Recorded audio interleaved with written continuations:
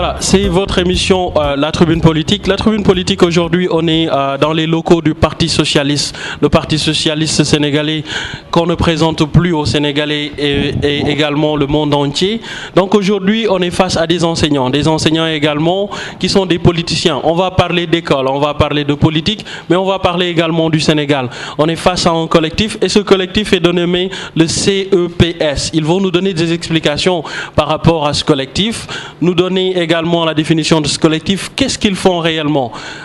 Monsieur, bonjour. Bonjour, monsieur. Le Cercle des enseignants du Parti Socialiste. Pouvez-vous nous dire un peu en quelle année votre structure a été créée? Exactement, on ne pourrait l'avancer. Mais en réalité, c'est une structure qui existe dans le parti depuis un certain nombre d'années. Le dernier congrès en date, je me rappelle bien, c'était en 1984 et c'était présidé par le camarade secrétaire général Abdou Diouf. Et avant cela, la structure existait déjà. Seulement la précision qu'il faudrait apporter, c'est que peut-être actuellement on est dans le cadre de la relance des activités du CEPS. D'accord. Il y a également un autre parmi les membres du collectif, enseignants et politique. Est-ce que c'est deux choses qui riment bien? Mais absolument, parce que la politique, comme vous le savez, c'est, dans son sens étymologique, c'est l'art de gouverner la cité. Pour gouverner, il faut une moralité, il faut des connaissances. Et en fait, en réalité, nous, en tant qu'enseignants, nous sommes partie prenante de cette société. Donc, nous devons nous impliquer dans la politique. Parce que c'est à partir des activités politiques qu'on prenne des décisions pour gouverner le pays. Nous n'avons pas senti, ou peut-être ce serait une erreur de ma part, nous n'avons pas senti votre structure, le CEPS, avoir une mainmise ou faire beaucoup de bruit dans le Parti Socialiste. Pourquoi? Bon, beaucoup de bruit, ce sont les tonneaux vides qui font beaucoup de bruit. On a l'adage de le dire. Bien sûr. Nous travaillons en sous-marin pour apporter notre contribution au sein du parti dans le cadre de la réflexion et d'échange, mais aussi d'orientation, surtout pour notre parti. Il faut dire, comme M. Gueye l'a si bien dit tout à l'heure, qu'on l'avoue qu'à une certaine période, après la défaite du parti en 2000, il y a une certaine léthargie au sein de cette structure. Mais nous avons pris en main cette structure, des camarades enseignants de tous bords, pour redynamiser le cercle des enseignants du Parti Socialiste.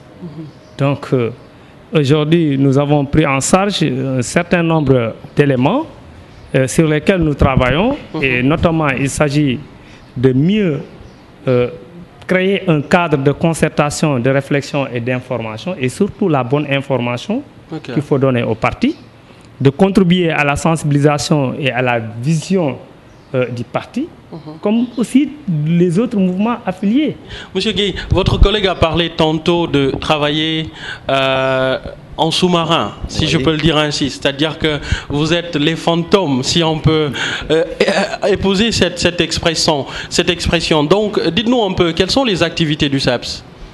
Bon, en fait, comme vient de le dire mon camarade Cham, l'action du CEPS, c'est de rendre beaucoup plus visible en fait, les actions du Parti Socialiste. Mais aussi, comme il l'a rappelé tantôt, essayer de faire en sorte que la structure que nous sommes puisse apporter la bonne information au parti. Parce qu'actuellement, vous n'êtes pas sans savoir que le landerneau sénégalais aujourd'hui est vicié par de nombreuses grèves. Et généralement, on entend parler d'accords par-ci et par-là. Et en réalité, peut-être les politiques ne sont pas tellement en phase avec ce qui se passe. Et nous, donc, conscients du fait qu'en fait, demain, nous serons appelés à revenir aux affaires, il faudrait que dès à présent, nous mettions en place une structure qui nous permette, à chaque fois que de besoin, de réfléchir, d'analyser et de porter la bonne information, n'est-ce pas, à nos décideurs politiques. À cela s'ajoute un autre fait. Nous comptons, à travers cette structure, massifier davantage notre parti, aussi bien au niveau de Dakar qu'à l'intérieur du Sénégal. Et je pense que personne n'est mieux placé que les enseignants pour pouvoir relever ce défi. Parlons d'objectifs. Vous avez dit tantôt donner la bonne information. Est-ce que cela constitue simplement vos objectifs dans le CEPS? C'est vos seuls objectifs? Non, en réalité, les objectifs sont multiples. Ok. Bon, la bonne information fait partie parmi tant d'autres informations. Donc, parmi tant d'autres, du moins, objectifs. Et il faut dire que nous avons comme autre objectif de représenter le parti dans les consultations électorales. Et nous voulons, au niveau de ce cercle des enseignants du Parti socialiste, qu'on puisse avoir toutes les compétences. Des enseignants qui sont doués en informatique, d'autres qui seront doués en technique de communication, en marketing, en comptabilité, tout ça pour permettre quand même de renforcer non seulement le parti, mais également de mettre en œuvre des plans qui permettent demain, une fois aux affaires, qu'on puisse avoir, en tout cas, à gouverner plus facilement. Cela veut dire qu'il y a des critères qu'il faudrait avoir pour entrer dans votre cercle. Le critère numéro 1, c'est d'être enseignant socialiste, avoir la carte du parti. Une fois qu'on a la carte du parti, ou en tout cas une fois qu'on est enseignant. L'un dans l'autre, on peut adhérer. Il y a un de vos collègues qui vient d'arriver, il fait partie également du cercle, le cercle des enseignants du Parti socialiste. Ok, la question que je vais vous poser, puisque vous venez de prendre le train en marche, c'est quelles sont les perspectives du cercle d'enseignants, des enseignants du Parti socialiste? Merci beaucoup, monsieur. Comme vous avez dit, je viens d'arriver. Les perspectives par rapport aux échéances, c'est certainement, comme il l'a dit, revenir sur ce qu'il a dit, certainement contribuer à la massification du parti à la base. Et éventuellement, lors des élections, bien représenter le parti dans les bureaux de vote, jouer le rôle de sentinelle pour qu'effectivement, qu'il n'y ait pas usurpation de vote. Éventuellement, c'est ça. Donc aujourd'hui, récemment, on a tenu un forum sur le système éducatif sénégalais. Et maintenant, après le forum, nous pensons effectivement mettre sur pied les structures au niveau des différentes régions et départements dans les localités les plus reculées et éventuellement se mettre au travail pour les élections à venir. Comment se porte politiquement le Sénégal? Mais il y a un bouillonnement politique intense au Sénégal. Il y a les partis traditionnels comme le nôtre, et il y a aussi beaucoup de partis qui sont nouvellement créés. Il y a la société civile. Donc, je pense que les échéances de 2012 vont être très déterminantes. On assiste à une émergence de plusieurs partis appartenant à la société civile. Est-ce que vous pouvez donner des explications par rapport à ça? Oui, je pense qu'en grande partie, actuellement, c'est lié à la manière dont la politique est menée chez nous, surtout depuis l'alternance. Aujourd'hui, il faut voir que la politique a été dévouée de son sens originel. Comme mon camarade Cham l'a dit tout à l'heure, la politique n'est rien d'autre que l'art de gouverner la cité. Maintenant, gouverner la cité, c'est gouverner avec les meilleurs hommes, gouverner avec des valeurs, gouverner avec des principes, gouverner avec des programmes. C'est sûr. Mais aujourd'hui, on voit que de tout cela, il n'y a plus rien. C'est ce qui nous gouverne depuis l'alternance et sur qui on avait porté vraiment notre espoir. Aujourd'hui, on fait s'envoler tous ces espoirs-là. Au point que peut-être le peuple se dit quoi? Le langage que l'on voit très souvent, nyepayem. Maintenant, c'est quoi la situation?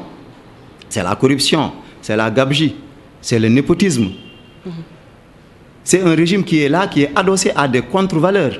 Et aujourd'hui, les gens ne savent plus à quel sein se vouer. Monsieur Thiam, on dirait que vous avez quelque chose à ajouter par rapport à la question. Absolument. J'ai des idées même sur ça, surtout pour revenir sur la situation politique. Au Sénégal. Il y a un affolement de la part de nos gouvernants. Cet affolement est dû à quoi? Parce qu'il y a un effritement total de nos valeurs. Il y a un effritement total de nos institutions. Cela est dû à quoi? Cela est dû à cette volonté acharnée de vouloir se maintenir coûte que coûte au trône, parce qu'on a un roi. En tout cas, il veut forcer les choses.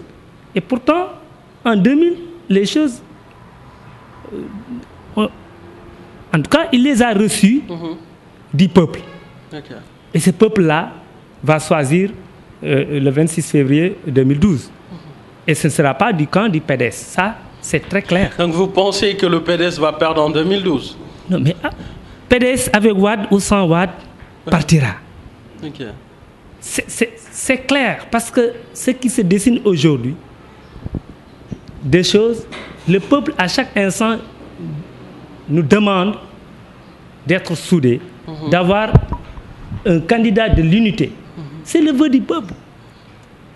Que ce soit les gens de la société civile, que ce soit les gens des partis de Benno, ils vont en tout cas se retrouver au premier tour ou au deuxième tour pour faire déguerpir Wade. Monsieur Gueye, les enseignants du Parti Socialiste, particulièrement ceux du cercle, les enseignants du Parti Socialiste, vous voulez faire partir le président Abdoulaye Wade. Et vous devez jouer également un rôle déterminant dans le Parti Socialiste. Quel est votre budget? Je peux vous assurer pratiquement qu'on n'a pas beaucoup de moyens. On n'a pas beaucoup de moyens. Et c'est d'ailleurs à l'interne qu'on essaie de s'organiser pour trouver ces moyens-là qui pourront nous permettre de fonctionner. Il est certes vrai que notre parti fonctionne en toute démocratie. Et à chaque fois que de besoin, il y a un arbitrage qui se fait pour essayer de déterminer les priorités. On n'a pas une caisse noire où on puise pratiquement pour financer des activités. Non. Mais on a des moyens qui sont limités, qui doivent être gérés rationnellement. Parce que de la même manière qu'il y a le budget du parti, c'est de la même manière que demain, si on revient aux affaires, il y aura le budget national. Et si déjà on prend la mauvaise habitude de puiser et de distribuer à tort et à cri, à part de ce moment, quand on va revenir aux affaires, ce sont les mêmes pratiques qui vont revenir. Ça, c'est révolu. Monsieur Thiam, le dernier mot. En fait, sur les moyens, je pense que nos maigres moyens aussi nous viennent de nos cotisations, des ventes des cartes au sein du parti, mais également au sein du cercle. Ça, c'est un. Mais aussi, on peut avoir des moyens qui proviennent de bonnes volontés, des legs. Et nous-mêmes aussi, aujourd'hui, souvent on organise des manifestations, chacun va essayer de tirer de sa poche. Nous sommes des petits salariés, mais je fais quelque chose volontiers pour le parti. Quand je me déplace pour aller rendre visite à des militants à l'intérieur du pays, je le fais par mes propres moyens. C'est sûr. Quand je viens en réunion, ici, au niveau du cercle, peut-être, s'il y a même quelque chose à faire, je le fais par mes propres moyens. Donc, ça veut dire que le parti a des moyens. Nous avons des moyens. Quels sont nos moyens? Ce sont des moyens humains. Nos ressources humaines-là sont tellement importantes que les ressources humaines font toujours les ressources financières pour permettre de mettre en place des ressources matérielles. Dernier mot, avant de donner à M. Gueye, oui. C'est ça, sinon on peut revenir sur vos activités prochaines, les activités que vous avez déjà faites. C'est ça, sinon vous remercier et dire la même chose que M. abonder dans le même sens que M. Thiam pour dire que le Parti Socialiste a fait sa mue. Aujourd'hui, c'est un nouveau Parti Socialiste que vous verrez, effectivement, Inch'Allah, aux commandes, avec des hommes compétents, comme il en a toujours été, et pour redresser le pays, après les 11 ans de l'alternance. Monsieur Gueye, last but not least, les activités que vous avez déjà déroulées. Oui, l'image du nouveau Parti Socialiste passe d'abord par la relance des activités du CES. Et donc, dans le cadre de nos programmes d'activité, depuis la relance, on a eu à organiser un panel. Et je rappelle que le thème de ce panel était le système éducatif sénégalais de 2000 à 2011, état des lieux et perspectives. Et cette conférence qu'on a eu à tenir ici au niveau de la salle du bureau politique a été animée par Mamadou Diouf, secrétaire général du CIDES et de la CSA, et de Mariem Sakho Dansokho, secrétaire général du SUPROS. Et j'avoue qu'en fait, nous avons été agréablement surpris par la qualité des prestations des deux panélistes, mais aussi la contribution des camarades qui étaient venus en masse répondre à notre appel. Donc, voilà ce que nous avons eu à mener depuis la relance de nos activités. Maintenant, par rapport à nos perspectives, là, on se prépare à organiser notre assemblée générale au niveau de Dakar. Et après cette assemblée générale, à l'intention des collègues des régions, nous comptons nous organiser au niveau villageois, au niveau communal, au niveau arrondissemental, comme a l'habitude de dire mon ami, au niveau départemental mais aussi au niveau régional et au niveau national.